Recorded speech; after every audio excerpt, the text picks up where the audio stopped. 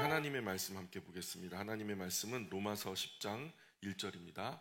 로마서 10장 1절 같이 읽습니다. 시작. 형제들아, 내 마음에 원하는 바와 하나님께 구하는 바는 이스라엘을 위함이니 곧 그들로 구원을 받게 함이라. 아멘.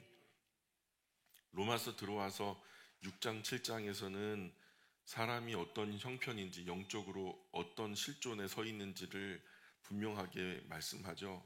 멸망받을 수밖에 없고 또 사망으로 끝나버리는 그런 어떤 사람의 실존과 구원의 필요성을 얘기하고, 또 그 끝에 예수님과 함께 죽고 예수님과 함께 산다라고 하는 구원의 원리를 설명해 주고 있고요. 8장에 보면은 그런 구원이 우리에게 임했으니 얼마나 기쁜가라는 이야기가 8장에서 생명의 성령의 법, 참 구원의 길을 얻은 사람들의 기쁨을 노래하고 있죠. 그리고 9장에 가니까 갑자기 그 기쁜 분위기가 싹 사라지더니 우울해졌어요. 이 구원의 복음이 정작 큰 기쁨으로 온 인류에게 선포되었는데, 정작 내가 가장 사랑하는 내 가족, 내 동포, 내 가까운 지인들이 이 구원의 복음을 거절하는 거예요. 이 동족들이 구원의 복음을 거절하는 것에 대한 안타까운 마음이 바울 안에 깊이 있었단 말이죠. 그리고 그들을 향한 끝까지 이제 자신의 마음의 중심을 향해서 하나님 앞에 정말 구원받았으면 좋겠다. 나의 동족이, 나의 가족이, 동족들이 지금 굉장히 잘못하고 있다. 동족들이 어떻게 잘못하고 있는가에 대한 이야기가 10장에 나오는 거예요. 10장에 보면, 오늘 우리가 읽었던 10장 1절인데 10장에 보면 이 동족들이 지금 아무리 내가 내 식구고 내 가족이고 내 동포기 때문에 팔이 안으로 굽는다고 끌어안고 다 편들고 싶지만, 바울도 사람인지라 뭐 이런 속담에 자유로울 수 없는 거죠. 그죠? 근데 바울은 다마스커스 도상에서 예수님의 부르심을 받았어요. 기억나시죠? 예수님께서 바울을 부르셨죠. 그리고 그를 어떻게 쓰시기로 작정하셨죠? 이방인을 구원하기 위하여 택한 나의 그릇이다. 이렇게 분명히 소명을 주셨죠. 바울의 용도는 뭐예요? 하나님께서 바울을 선택하신 용도는 이방인을 구원하기 위하여 택한 나의 그릇이다. 그럼에도 불구하고 바울의 마음이 이방인 먼저가 아니라 동족 이스라엘 구원을 간절히 열망하고 있어요. 그게 정상이죠. 그렇죠? 뭐 우리가 이 놀라운 구원, 엄청난 혜택이 있다면 사실 내 가족부터, 내 남편, 내 아내, 내 자식, 내 부모, 나의 사랑하는 형제 자매들, 지인들, 친구들, 이런 사람들부터 혜택을 받았으면 좋겠죠. 그 혜택이 너무너무 좋은 거라면 사실 사랑하는 사람들이 생각나지 않으면 비정상이죠. 바울도 그랬단 말이에요. 누구보다도 나와 가까운 사람들이 구원받았으면 좋겠잖아요. 예. 맞죠? 어떻게 하면 나의 동족이 구원받을 수 있을까? 이 놀라운 구원의 혜택을 먼저 누릴 수 있을까? 바울은 진심으로 고민하죠. 우리는 어때요? 우리는 이 구원의 복음이 나와 가까운 사람, 남편, 아내, 자녀, 부모, 친척, 친구, 지인, 구원받지 못한 상태에 있는 사람들 있죠. 우리가 분명히 우리는 구원을 알아요. 그래서 그들에게 구원의 복음을 전해줄 수 있어요. 그렇게 직접 연결되어진 사람들을 뭐라 그러냐면 가청 영역의 사람이다 그래요. 가청 영역이라는 것은 복음을 언제든지 들을 수 있는 조건에 있는 사람들을 가청 영역의 사람이다라고 말해요. 우리와 직접적으로 연결되어 있는 가족들, 친지들, 또 친구들, 지인들이 다 이 가청 영역에 있는 사람들이죠. 근데 그런 가청 영역에 있는 사람들 중에서 구원받지 못한 사람들에 대한 안타까움이 있냔 말이에요. 구원받지 못한 가족, 친지, 지인, 친구들, 그런 사람들이 없다면이야 참 감사할 일이죠. 다 내 주변에는 그 인가 기도돼서 다 예수님을 알고 예수님을 나의 구주와 주님으로 영접한 구원받은 사람들, 그리스도인들 뿐이에요 하면은 참 더없이 감사하죠. 그러면 영역을 넓혀서 더 많은 사람들에게 복음을 전하면 그만이겠죠. 그런데 아직까지 나의 이런 가청 영역의 사람들 가운데 예수 그리스도의 복음을 전하지 못했다. 사실 그런 것에 대해서 어떤 위기감도 없고 열정도 없고 안타까운 마음도 없다면 사실 나는 그리스도인이 아닌 거죠. 정말로 솔직히 그리스도인이 아닌 거예요. 그리스도인이 되고 싶거나 아니면 그리스도인이 되었다라고 착각하는 사람일 뿐이죠. 진실한 그리스도인의 마음 깊은 곳에는 늘 아직 구원받지 못한 사람을 향한 안타까운 마음이 없을 수가 없죠. 바울이 마음이 정상이에요. 너무나도 크고 놀라운 인류 구원의 길을 찾았어요. 그 누구보다도 이 보물과도 같은 이 영적인 보배를 다른 누구보다도 나의 사랑하는 가족, 동포들이 누렸으면 좋겠단 말이죠. 이 마음이 비정상인가요? 이건 본능이거든요. 사랑하는 형제들이여, 내가 원하고 바라고 기도하는 것은 나의 동포 이스라엘의 구원입니다. 왜 아니겠어요? 2절 볼까요? 같이 읽어볼게요. 2절 시작. 다른 지식을 따른 것이 아니니라. 바울은 사랑하는 동포 형제들이 하나님께 대한 정말 특별한 열심이 있음을 인정하죠. 그들을 나의 백성이고 나의 동포인데요, 정말 특별한 열정이 있어요. 그러나 그 열정이요, 그 열심이요, 과거 바울이 그랬던 것처럼 성경의 올바른 지식과 원리를 따르는 것이 아니에요. 잘못된 지식에 근거해서 잘못된 열심을 내고 있단 말이에요. 지금도 한국 교회 여러 교회들이 있죠. 많은 교회가 있어요. 열심히 특심인 교회들이 많아요. 지역에서도 막 북적북적하기 때문에 그 교회 존재감이 엄청나죠. 사람도 많아요. 그러나 그 열심이 성경에 근거한 것이 아니라 목회자 개인의 목회 철학이라든가 사회적인 필요에 부응하기 위해서, 사회에서 이런 것들이 필요하니까, 지역사회에서 이런 것들이 필요하다 하니까 교회가 그것에 부응해서 열심히 특심한 경우를 많이 봐요. 많은 교회가 무언가로 뜨거운데 그 뜨거운 열정과 열심이 성경의 올바른 지식에 근거한 열심이 아니라 그냥 지역사회가 원하니까, 이렇게 하면 더 많은 사람들을 교회 안에 모을 수 있으니까, 이런 어떤 목적성이 다른, 본질이 어긋난 그런 열심들이 참 많다라는 거죠. 이런 열심은 분명히 잘못된 거예요. 열심 이전에 방향이 중요하죠. 열심히 한 3시간을 열심히 달려갔는데 내가 목적한 그 목적지에서 반대편으로 3시간 달려갔다면 3시간 다시 돌아와야 되잖아요. 이 열정보다, 열심보다 더 중요한 것은 방향이다라는 거예요.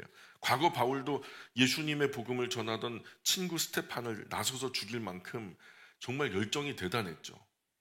내가 하나님 사랑하는 이 마음 가지고 내가 이 나사렛 예수의 이단을 다 내가 처단하겠다라고 나서서 하나님을 사랑한다라고 열심히 자신의 인생을 불태워서 열정적으로 노력했단 말이에요. 나아가서 시키지도 않는 그 일을 대제사장에게 공문서를 하나 써달라 그래가지고 자발적으로 받아가지고 가서 다마스커스라고 하는 큰 도시에 있는 모든 그리스도인을 내가 다 잡아가지고 가두고 척결하고 오겠다라고 자발적으로 그렇게 죽이고 박해하려고 달려갔던 사람이 바울이란 말이죠.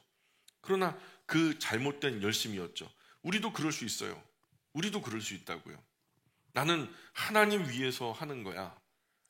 나는 교회에 의해서 이러는 거야 라고 하면서 하지만, 그렇게 주장하지만, 그러나 그 열심이 하나님 말씀인 성경을 근거로 하는 열심이 아니라면 그건 잘못됐다는 말이에요. 그 방향 끝에 뭐가 있냐고요. 나의 욕망이 있나요? 나의 기쁨이 있나요? 내가 뭔가 이루고 싶고 되고 싶고 갖고 싶은 어떤 다른 어떤 엉뚱한 것이 있냔 말이에요. 그런 교회가 갖고 싶어요? 열심은 좋아요. 열심 자체가 나쁘다는 말은 아니에요. 그러나 성경이 말하는 바른 열심은 진리와 사랑을 따르는 열심이에요. 열심하되 그 방향은 그 진리와 사랑에 다 있어야 된단 말이에요. 사랑 안에서 행하는 열심이어야 하죠. 진리도 사랑 없는 열심은 사람 잡는 열심이에요. 나라 망치는 열심이고, 교회 망치는 열심이고, 사람 잡는 열심이고, 우리도 정말 조심해야 되는 부분이에요.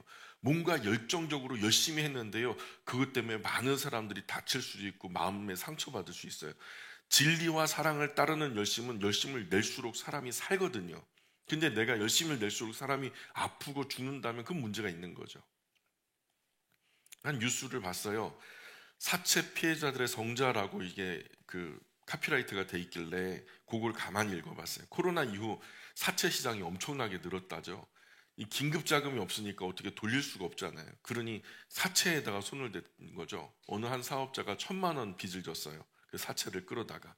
그랬더니 복리에 복리가 돼가지고 3년 만에 그 1,000만 원짜리 빚이요 5억이 됐어요. 사채가 또 다른 사람 사채업자 소개해가지고 이게 눈덩이처럼 불어나다 보니까 1,000만 원 썼던 그것이 5억이 돼버렸단 말이에요. 이 사람이 뭐 한강에 가가지고 그냥 뛰어내려 죽으려고 하다가 그냥 어떻게 찾을 길이 없을까요? 나라에 수많은 장치가 있는데 여러 장치를 찾아 헤맸지만 그 누구도 탁월한 해법 얘기하고 책임감 있게 자기를 도우려고 하는 사람이 없었다는 거예요. 근데 1인 혼자서 개인이 혼자서 어려운 사람들을 돕겠다고 나서 민생연대라고 하는 그 연대가 있어요. 송태견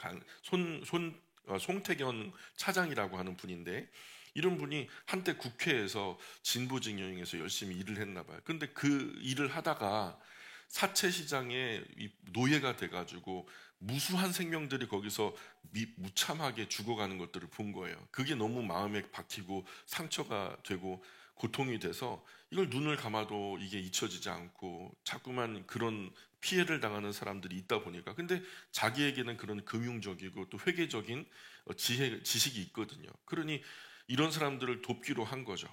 다 내려놓고 한때 이제 국회에 들어가서 진보 정치인들과 상가 임대차법 연구하면서 다양한 민생 법안 초안을 만들던 분인데 그 다 그만두고 그 불법 사채로 고통받는 사람들 슬픔 크게 보게 되면서 16년간 아무 보수 없이 열심히 그 사람들을 도왔는데 그렇게 살아난 사람들이 한 2천여 명 된다는 거예요. 그런데 뭐 나라에서 지원하는 지원금도 끊기고 월 80만 원씩 이제 들어가야 그 상가 월세도 내고 최소 고정 지출이 들어갈 거 아닙니까? 자기는 월 30만 원 받던 것도 못 받게 된 것이 굉장히 오래됐다는 거죠. 그러니까 그걸 보수도 없이 왜 그렇게 일을 하냐 그랬더니 내가 좀 가난하고 내가 조금 불편하면 다른 사람 살 수 있는데 그냥 하는 거죠. 이렇게 얘기하더라고요. 그냥 하는 거래요. 그래서 이런 것이 이제 뉴스를 통해서 소개되니까 여기저기서 그분을 돕겠다는 자발적 후원금이 며칠 만에 한 3천만 원이 넘어갔어요. 그랬더니 이분이 원래 민생연대 이제 해체 끝난다라고 광고를 하고서 언제까지 업무를 보니까 더 이상 민원을 주지 말라 그랬는데 이렇게 자발적 후원금이 모이니까 이제 계속할 수 있게 됐다라고 다시 재광고를 했다는 거예요. 참 열심히 바른 방향을 이런 열심이 바른 방향이죠. 바른 열심이라는 거죠. 사람 살리는 열심. 그죠? 정치도 당리당략이 아니라 성경적으로 바른 정치는 사람을 살리는 정치죠. 모든 가치의 중심에 생명을 두고 생각하는 거죠. 교회도 당연히 그러면 어떤 교회가 좋은 교회예요? 생명 살리는 교회가 좋은 교회란 말이에요. 그리스도인은 더더욱 이런 가치관으로 굳게 무장되어 있어야 되죠. 그런데 그렇지 않은 그리스도인이 너무 많다는 거예요. 그렇지 않은 교회들이 너무 많다는 거예요. 그 목적지 끝에 엉뚱한 것이 있다는 거죠. 인격적이고 건전하고 온유하고 겸손하고 진지하지 않은 상태로 열심히 특심한 사람처럼 사람을 보면요. 진짜 열심히 먼저 가는 거예요. 진짜 나는 뭔가 뜨겁게 나를 불태우고 싶다는 거죠. 근데 열심히 앞서가는 사람들을 보면요. 꼭 어디 있냐면 그런 사람이 종교성이 강한 사람은 반드시 이단이나 사이비 집단 맨 앞에 가가지고 열정적으로 박수치고 있는 사람들이죠. 사실 게으른 사람 이단 사이비 가도요 거기 적응 못해요. 게으른 사람들은 박수치기도 귀찮은 사람들인데 열정적인 사람들이 이단 사이비에 넘어가죠. 되게 방향 따지지 않고 진리도 사랑도 없이 열심히 특심한 그런 사람이 이단 사이비에 넘어가더라고요. 그래서 그리스도인은 차분해야 돼요. 열심은 나중이에요. 방향이 먼저죠. 진리와 사랑, 차분하게 그 진리, 성경을 통해서 그 진리를 살펴서 남은 삶과 열정을 불태울 마땅한 방향으로 진리와 사랑 안에서 열심을 내야 하는 거죠. 내 안에 뜨거운 열정과 사랑이 있다고 그 열정과 사랑을 아무 곳에나 분출하면요. 나는 이 열정과 사랑을 어디다 불태울까? 그 엄한 데다가 불태우면 그거 바람 나는 거예요. 바른 방향인 진리와 사랑, 그 다음이 열심, 열정이라는 거예요. 방향, 그 다음이 열정. 바울의 동족 바리새인들은요, 그렇게 예수님 때려잡았어요. 열정적으로. 그게 하나님 사랑하는 건 줄 알고. 예수님 박해하고, 예수님 결국에는 십자가를 못 박고, 이른 새벽부터 잠도 안 자고, 밤새워 고문하고 핍박하다가 얼마나 열정적이에요? 그게 결국 그들의 열심이 하나님 때려잡는 열심이었잖아요. 십자가에 못 박는 열심. 하나님을 십자가에 못 박는 열심이었다고요. 바울도 예수님 복음 전하는 스데반 집사 때려잡는 열심, 예수님 핍박하는 열심이었죠. 다마스커스 도상에서 이 정오의 햇빛보다 더 광명한 예수님, 그 빛 가운데 예수님이 나타나셔서 바울에게 뭐라고 말해요? 사울아 사울아, 너는 나를 왜 핍박하느냐? 너는 나를 왜 박해하느냐? 그렇게 말씀하셨죠. 바울이 박해한 것은 그 사람들이었지 예수님은 아니었거든요. 예수님 그런데 그렇게 간주하는 거예요. 그가 나를 아프게 하고 있다. 네가 나를 아프게 하고 있다는 거예요. 잘못된 열심이죠. 방향이 잘못됐어요. 칼날은 적군을 향해야지 아군을 향하면 안 되잖아요. 열심히 죽이는데 아군을 죽이고 있으면 안 되잖아요. 그러니 열정보다 중요한 것은 방향이다. 3절 계속 읽어볼까요? 시작. 하나님의 의를 모르고 자기 의를 세우려고 힘써 하나님의 의에 복종하지 아니하였느니라. 예, 이스라엘은 하나님 뜻도 모르고 자기 의에 눈이 멀어가지고 열심을 내는 거예요. 그냥 열심히 한다는 것 자체가 자기가 만족한 거예요. 자기 만족에 빠져서, 자기 착각에 빠져서 자가당착이죠. 결국 하나님 뜻에 맞게 순종해서 그분의 뜻을 이루려고 한 것은 아니라는 말이에요. 그저 뭔가 이루어지니까. 사람의 모임 안에서 뭐 뜨겁게 열심히 하는데 뭔가 안 이루어지겠어요? 열심히 하는데 뭐라도 이루어지지. 그것에 만족하는 거예요. 그게 옳은가 그른가는 부차적인 일이고. 4절 계속 읽어볼게요. 시작. 그리스도는 모든 믿는 자에게 의를 이루기 위하여 율법의 마침이 되시니라. 예, 예수 그리스도는 율법의 완성, 율법의 끝, 율법의 목표, 율법의 목적이라는 거예요. 율법의 마침이라고 할 때 마침이라는 단어가 텔로스라는 단어인데 이건 끝, 디엔드, 종결, 결론, 마침, 목표, 목적이란 말이에요. 결국에는요, 구약의 모든 율법, 모든 성경의 방향, 그 초점, 목적, 목표, 결론이요, 예수 그리스도를 향하여서 달려온 거예요. 결국 구약의 그 모든 것들이 초점이 유일하게 어디에 맞춰져 있냐면 예수 그리스도께 맞춰진 거예요. 근데 예수 그리스도를 빼고 구약을 설명하면은 아무것도 아닌 거죠. 지금 유대인들이 그래요. 가장 중요한 궁극적인 결과인 예수 그리스도를 이스라엘 백성들은 지금 간구하는 거예요. 너희가 그렇게 그토록 기다려왔던 메시아가, 그리스도가, 구세주가 바로 여기 나타났다 했는데 그 예수님을 뒤로 제끼고 생각하는 거예요. 애써 고생은 고생대로 다 해놓고 하루살이는 걸러내고 약대를 삼키는 미련한 짓을 지금 하고 있는 거예요. 예수님이 보실 때 그렇게 답답한 거예요. 너희들 하는 짓이 하루살이는 걸러내고 약대는 삼킨다. 예수님은 끝나지 않는 복음 다 거짓말이죠. 예수님으로 끝나야 이게 복음의 완성인 거예요.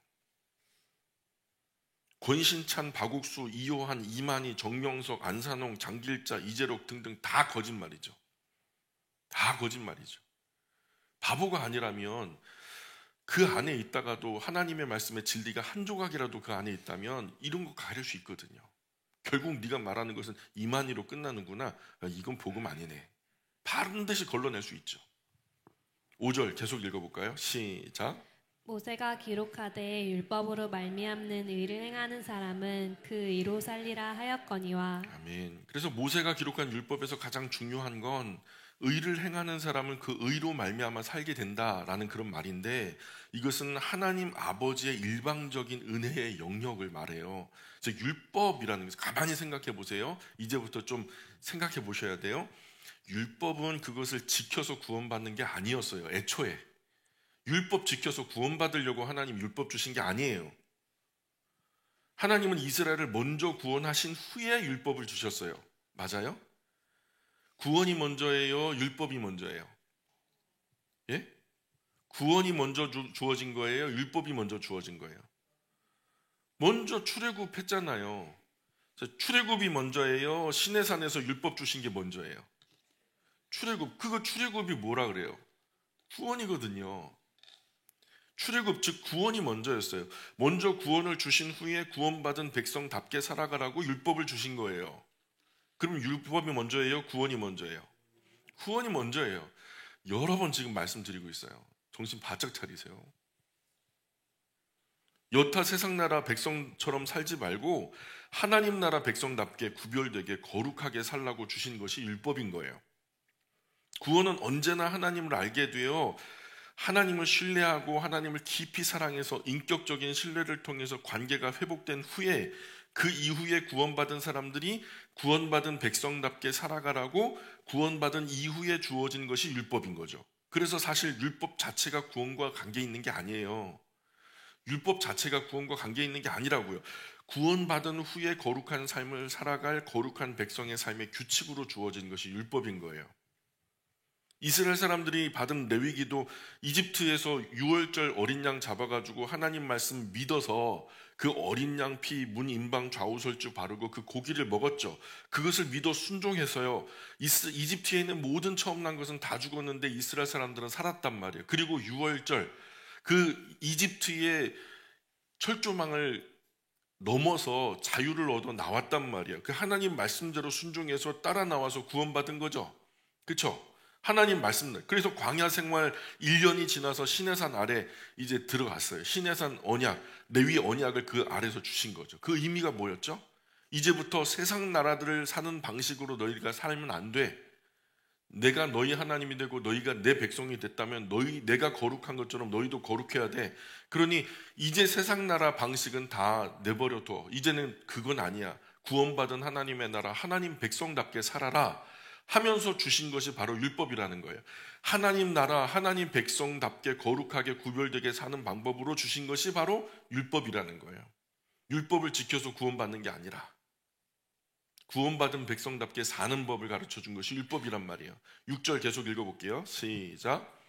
믿음으로 말미암는 이는 이같이 말하되 내 마음에 누가 하늘에 올라가겠느냐 하지 말라 하니 올라가겠느냐 함은 그리스도를 모셔 내리려는 것이요. 예, 이게 지금 사실은 좀 어려워요. 예, 이게 신명기 30장 11절부터 14절까지의 말씀을 인용해 가지고 온 거예요. 근데 이게 왜 이렇게 어렵게 꼬여버렸냐면 구약이 어떤 말로 돼 있죠? 구약은 히브리어 언어로 돼 있죠. 근데 이 히브리어 성경을 헬라어로 번역을 했어요. 예, 헬라 사람들에게 그리스 사람들에게 가르쳐 주려고. 그러다 보니까 헬라어로 번역된 것을 다시 70인역 번역할 때 헬라어 성경을 바탕으로 히브리어로 다시 번역을 하는 과정에서 이것이 오늘 번역이 이상하게 꼬여버린 거예요. 그럼 이게 간단하게 풀려요. 뭐가 간단하게 풀리냐면 이 구절을 바르게 이해하려고 한다면 원래 인용해 가지고 왔던 신명기로 가면은 원래 어떤 말씀을 하려고 했는지 금방 알겠죠. 그게 어디라고요? 신명기 30장 11절부터 14절 말씀이에요. 자, 이 말은 6절 보세요. 그러나 믿음을 통해서 오는 구원은 이렇게 말하죠. 여러분은 구원자 메시아 그리스도 구세주 다 똑같은 말이에요. 메시아를 찾으려고 하늘을 두루 다니며 찾아 헤맬 필요가 없어요. 도움을 청하려고 그분을 하늘에서부터 이 땅까지 모셔내릴 필요 없습니다. 이런 말을 해요. 자, 30장 한번 보세요. 신명기 30장 11절로 14절 한번 같이 읽어보고 이 얘기를 하면 좋을 것 같아요. 신명기 30장 11절 14절까지 같이 읽습니다. 시작.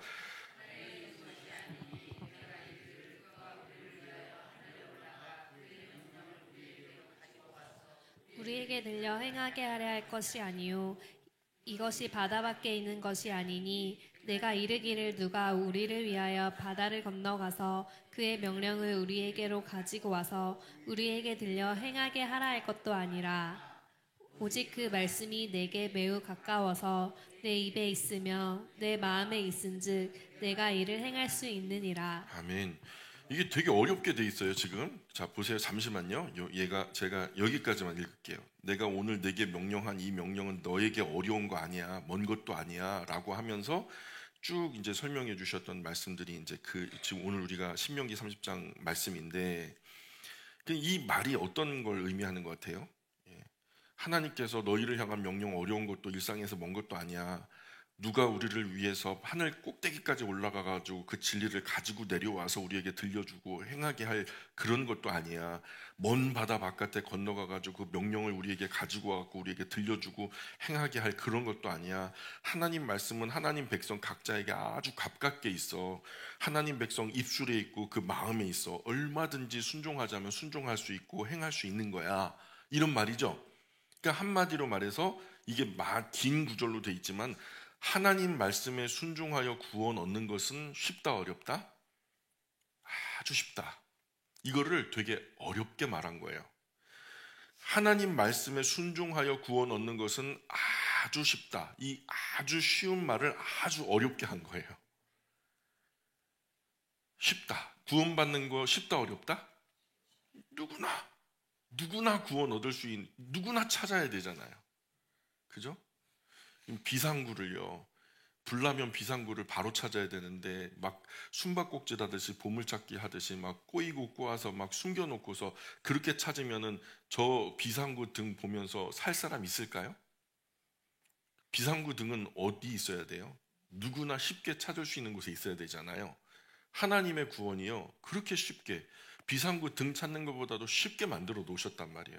마음만 있으면, 진심으로 하나님께 구원의 은혜를 구하는 사람, 말 그대로 이 구도자라면, 정말 우리의 생명을 하나님께 구원받기 위해서 갈급한 사람이라면 누구든지 찾으면 찾을 수 있도록 해놓으신 것이 바로 구원의 길이라는 거예요. 그런데 자, 10장 7절 8절 계속 읽어볼게요. 7절 8절 시작.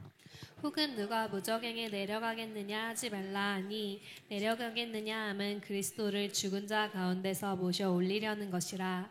그러면 무엇을 말하느냐? 말씀이 내게 가까워 내 입에 있으며 내 마음에 있다 하였으니 곧 우리가 전파하는 믿음의 말씀이라. 아멘. 그쵸.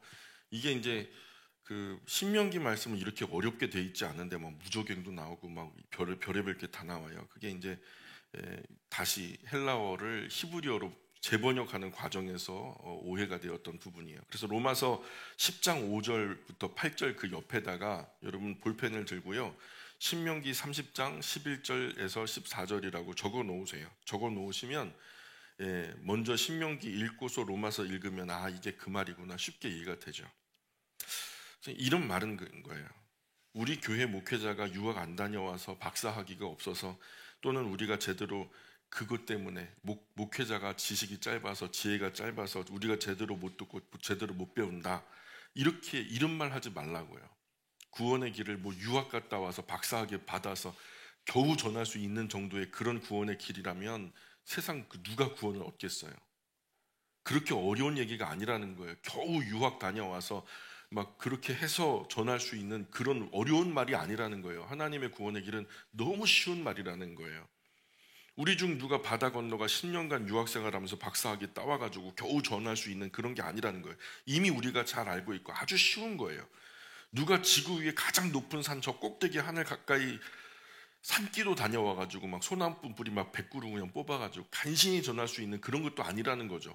지금 우리가 아는 만큼만 실천해도 오산은 아마 천국 될걸요. 하나님 말씀은 우리 생각보다, 우리 실생활에서 굉장히 훨씬 더 생각보다 많이 가까이 있다는 거예요. 너무 가까워서 우리 각자의 입술에도 각자 마음에도 다 있어요. 이미 있어요. 그렇기 때문에 순종할 마음만 있다면 얼마든지 진리 따라서 행할 수 있단 말이죠. 그 하나님 말씀이 뭘까요? 그 구원의 길 뭘까요? 바로 지금 이제 바울이 전하는 말씀이죠. 볼까요? 얼마나 쉬운지 볼까요? 볼까요 말까요? 9절 10절 시작. 네가 만일 내 입으로 예수를 주로 시인하며 또 하나님께서 그를 죽은 자 가운데서 살리신 것을 내 마음에 믿으면 구원을 받으리라.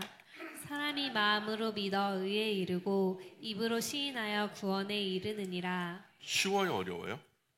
그냥 쉽지 않죠. 겁나 쉽죠. 예수님을 나의 주님이십니다. 따라해 볼까요? 자, 예수님은 나의 주님이십니다. 끝난 거예요. 이렇게 하면은 구원 받는 거래요. 근데 중요한 건 진심으로 시인하면 된다는 거죠. 쉬워요 어려워요?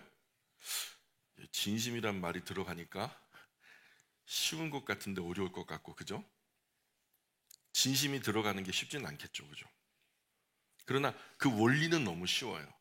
몰라서 구원 못 받는 사람 없도록 해 놓으셨어요. 고린도전서 12장 말씀대로 성령님을 통하지 않으면 아무도 예수님을 뭐라 부를 수 없다?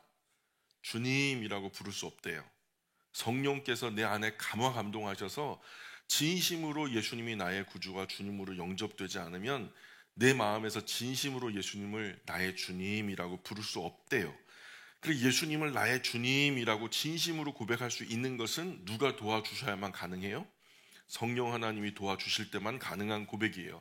또 예수님은 나의 하나님의 아들 하나님이십니다. 진심으로 믿어지는 것도, 또 그 예수님을 하나님께서 예수님을 죽은 사람들 가운데 다시 살리셨다, 이것을 진심으로 믿어지는 것도 다 누구의 도우심으로만 가능해요? 성령 하나님의 도우심으로만 가능해요. 진짜일까요? 한번 실험해 보세요. 여러분 예배 끝난 다음에, 지금도 괜찮아요. 잠깐 나가셔서 요 앞에 지나가는 사람 하나 붙들고 이렇게 말해 보세요. 예수님만이 진짜 하나님의 아들 하나님이십니다. 그렇게 한번 얘기해 보세요. 웃기고 있네, 그럴걸요? 십자가에서 죽은 하나님이 다시 살리셨습니다. 예수님은 죽었지만 하나님이 다시 살리셨어요. 붙들고 얘기해 보세요. 미쳤구먼. 그런데 이 자리 여러분, 그게 믿어진다는 거 아니에요? 예? 맞아요? 아닌가? 그거 믿어진다는 거 아니에요? 예수님 보지도 못했잖아요. 대화 한마디도 안 해봤잖아요. 근데 어떻게 믿어요? 이런 믿음 우리가 논리적으로 이성적으로 따지고 계산해서 믿을 수 있는 게 아니에요.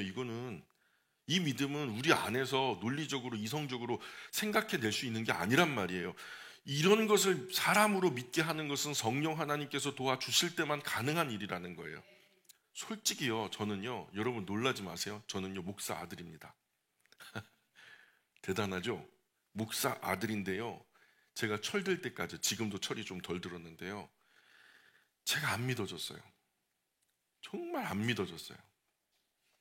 아니, 2000년 전 예수님이 어떻게 하셨다는 거예요. 뭐 십자가에서 어떻게 하셨대요. 근데 그 일이 지금 어떻게 나와 상관이 있냐고. 2000년 전 일인데.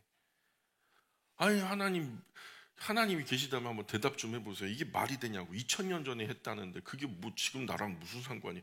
저도 이 부분에 고민이 진짜 많았거든요. 그래서 과거 2000년 전 그 일이 나랑 뭔 상관이람? 그냥 별로 실감이 안 나는 거예요. 아마 젊은 친구들 중에서 그런 마음 가지고 있는 친구들 대부분일 거예요.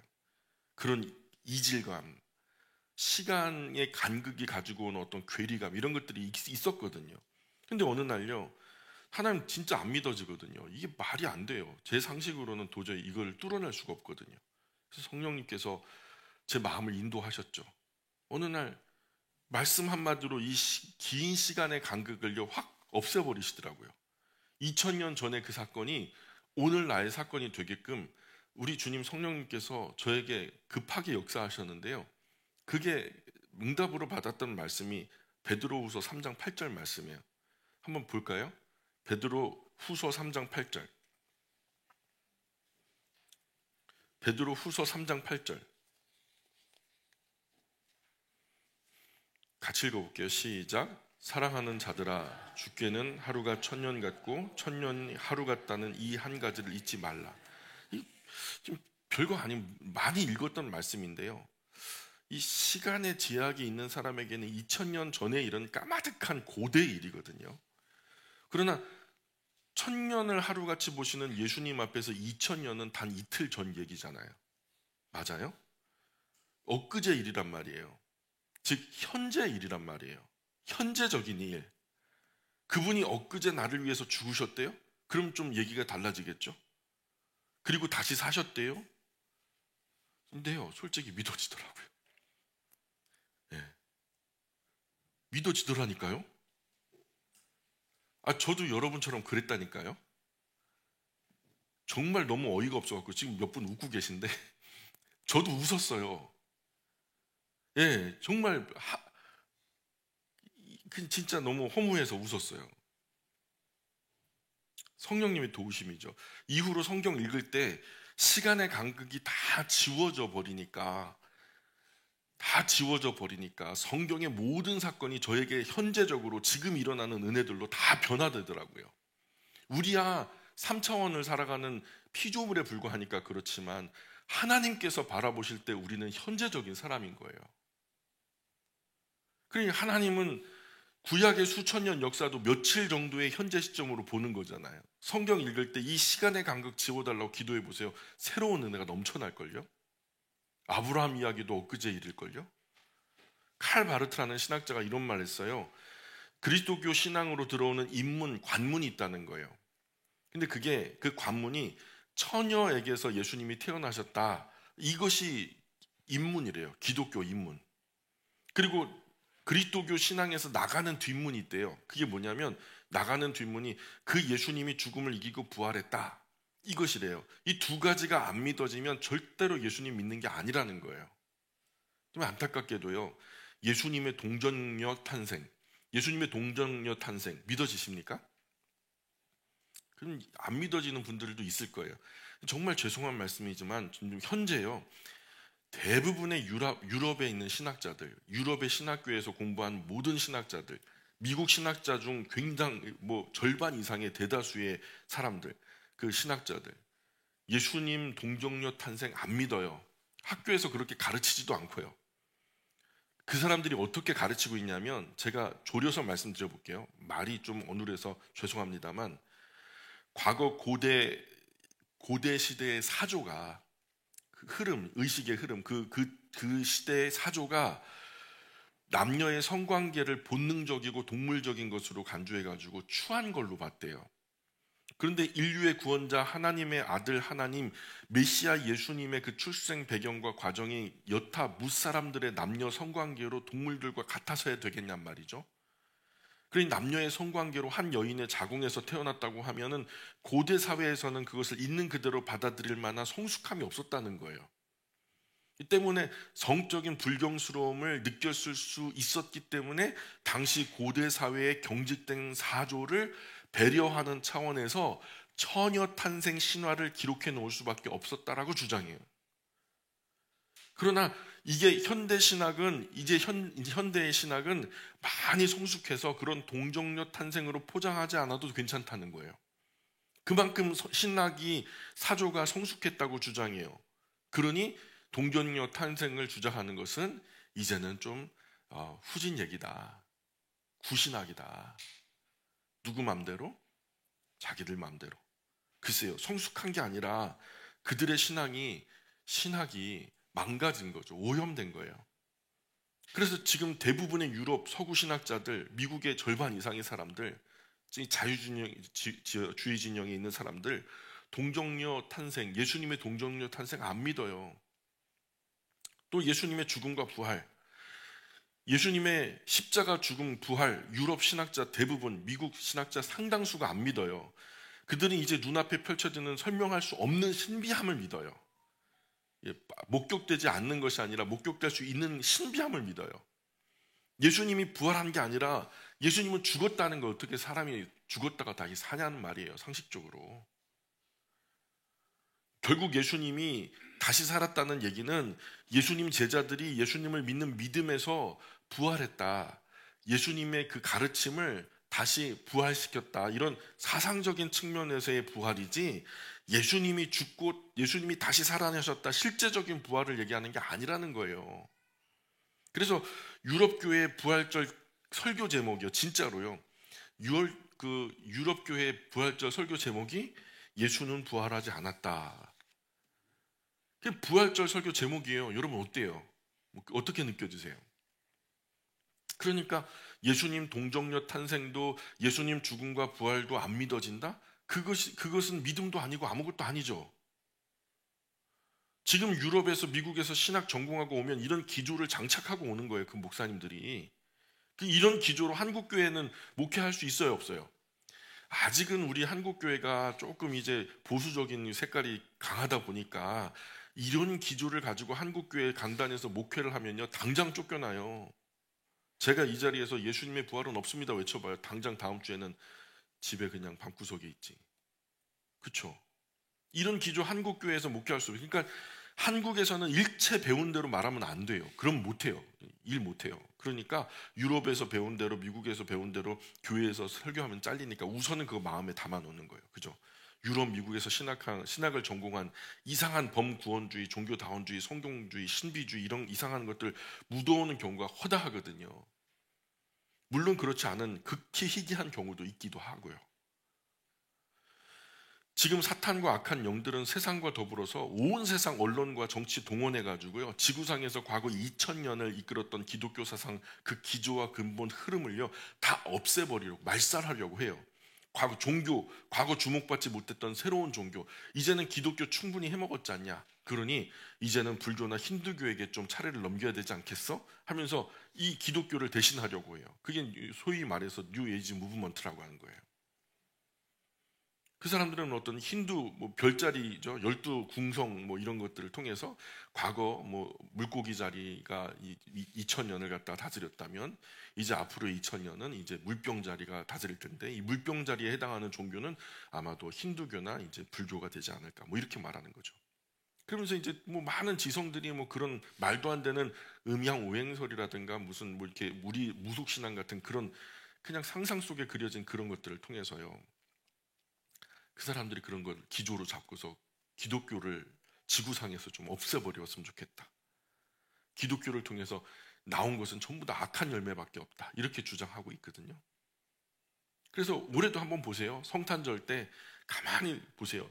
KBS, SBS, MBC, 조중동 뉴스 할 것 없이요, 성탄의 주인공이신 예수님이 얼마나 등장하나, 그것이 얼마나 강조되나, 석가탄신을 해마다 언론에 노출되는 것이나 강도나 그런 어떤 그 빈도가 점점점 높아지고 규모가 커져요. 마귀는 세상과 짝해서 그리스도교 지구장에서 완전히 지워버리려고. 그러니 지금 그리스도인들 정신 바짝 차리지 않으면 까딱하면 불신앙 사람들 가운데 같이요, 불신앙의 사람들 가운데 목소리 높여서 간증하고 있을 거예요. 뭐라고 간증할까요? 나도 한때는 그리스도인이었다, 이렇게 하면서. 나도 한때는 그리스도인이었다. 그런 사람 많아요. 예수님 말씀처럼 그날에는 눈을 씻고 찾아봐도 참되게 진심으로 바른 신앙 가지고 바르게 신앙생활하는 사람들 참 드물게 된 날 분명히 올 거예요. 그게 말씀의 예언이에요. 자, 로마서 다시 10장으로 돌아와서 9절 10절 계속 읽어볼까요? 자, 9절 10절 다시 한번 읽어볼게요. 시작. 내가 만일 내 입으로 예수를 주로 시인하며 또 하나님께서 그를 죽은 자 가운데서 살리신 것을 내 마음에 믿으면 구원을 받으리라. 사람이 마음으로 믿어 의에 이르고 입으로 시인하여 구원에 이르느니라.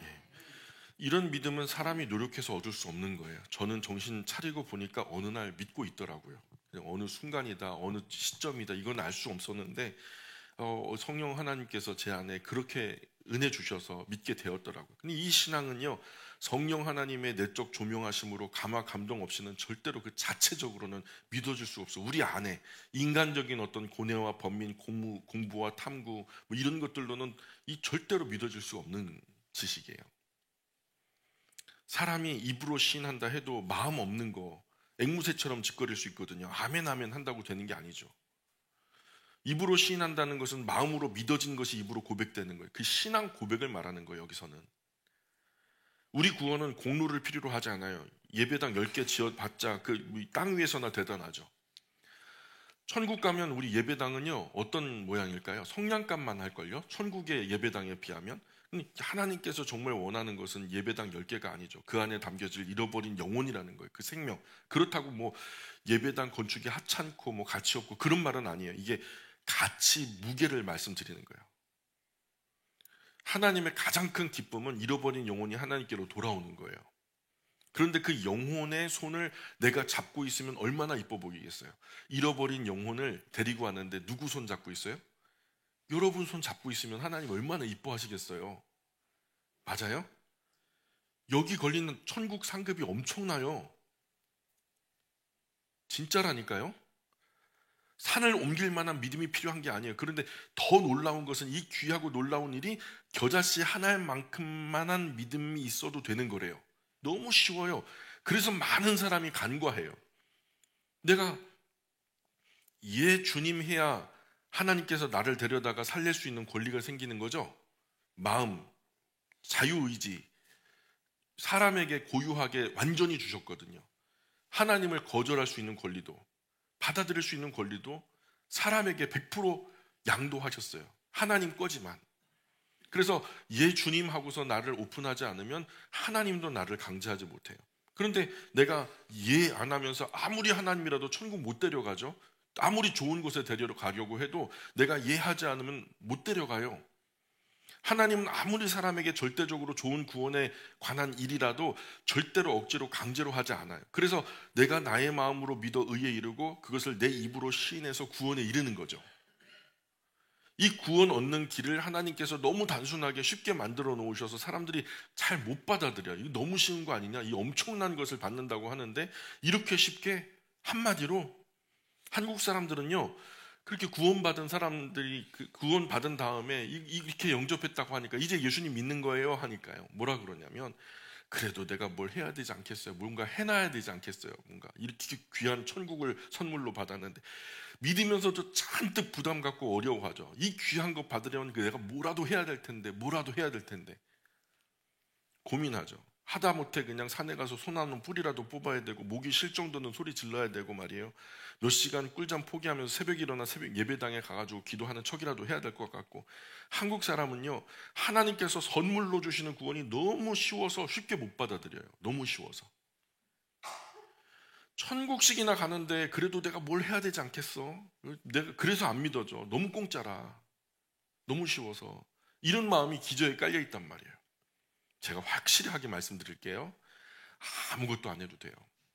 아멘 하세요. 아무것도 안 해도 돼요. 주님이 다 하셨어요. 아멘. 아유, 말을 안 들어. 따라해 보세요. 아무것도 안 해도 된다. 주님이 다 하셨다. 아멘 하세요. 오늘 예배당 자동차 타고 오실 때 뭐 하셨어요? 여러분 자동차 타고 오셨죠? 그 어떻게 타이어 만드느라고 고생 좀 하셨어요? 아니면 철판 저 망치로 펴서 하느라고 좀 고생하셨나요? 그건 그렇다 치고 엔진 만들 때가 제일 힘들죠.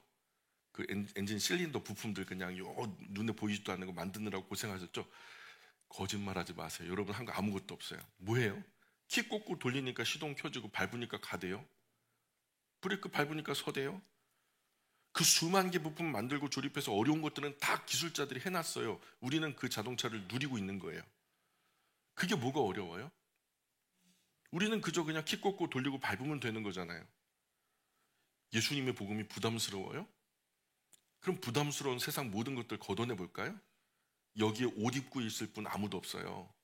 부담스럽다면 시실날실 해가지고 하나하나 배틀에 짜가지고 한번 옷 입어볼까요? 부담스럽다면 우리가 누릴 자격 아무것도 없어요. 사랑이죠. 선물이죠. 예수님 십자가 오른편 강도 뭐 했어요? 평생 강도짓 했죠. 그런데 마지막 순간 예수님 향해서 뭐라 그래요? 당신 나라가 임할 때 나를 기억해 주세요. 그랬단 말이에요. 당신 나라가 임할 때 나를 기억해 주세요. 그저 그 나라에 예수님과 함께 가고 싶어 한 것뿐이잖아요.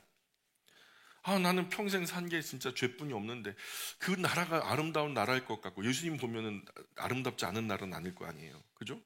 그러니까 좋은 나라일 것 같은데, 그러면서 이제 너무 가고 싶어서 그 오른편의 강도가 당신 나라가 임할 때 나를 기억해 주세요. 그랬더니 예수님이 뭐라 그래요? 내가 너에게 진심으로 너에게 말할게. 너 오늘 나와 함께 낙원에 있을 거야. 야, 오른편 강도가 아무것도 한 게 없잖아요. 행한 것은 죄뿐이니. 그죠?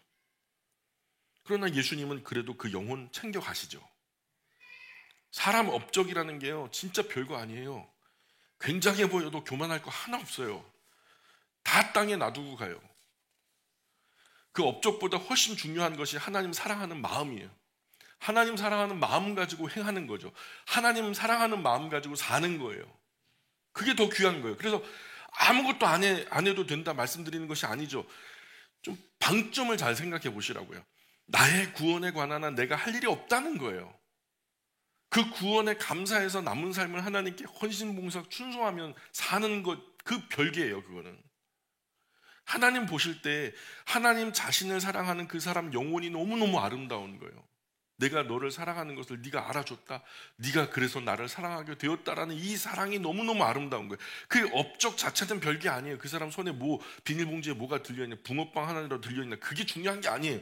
우리 공로가 하나님께 무슨 유익이 있겠어요? 엄청 드렸다, 겁나게 수고했다, 쎄 빠지게 노력했다. 그 하나님 앞에서는 진짜 아무것도 아니죠. 이 모든 것이 하나님께서 행한 대로 갚아주시는 그냥 우리 복일 뿐이에요. 그거는 하나님께 요만큼 일조를 하거나 보탬이 된 게 아니란 말이에요. 하나님 앞에서 진짜 의미는 내 영혼이 얼마나 하나님을 사랑했는가, 지금 내가 얼마나 하나님을 사랑함으로 지금 살아가고 있는가, 하나님을 사랑하는 마음이 외부적으로 표현되어서 내가 어떻게 하나님께 기쁨이 될 수 있을까 해가지고 내가 견디지 못해서 하는 것이 헌신이고 그것이 봉사고 그게 충성이라는 말이죠. 이것 때문에 하나님이 기뻐하는 거예요. 그 마음 때문에. 우리가 행한 충성, 봉사, 헌신으로 하나님이 엄청나게 이득 보고 뭐 하나님 나라에 막 크게 이득이 남고 그런 게 아니라는 말이죠. 그러므로 하나님께서 정말 기뻐하시는 것은 굉장한 업적이 아니에요. 한 가난한 과부는요, 너무 가난해가지고 찢어지게 가난해가지고 자기 주머니 다 뒤져보니까 전부인 2렙돈, 그거 동전 몇 푼 하나님께 드렸어요. 아마 떨어질 때도 민망했을 거예요. 지폐가 아니라.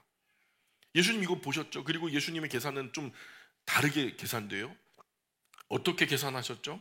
부유한 다른 모든 사람보다 이 과부가 더 많이 넣었다 그래요.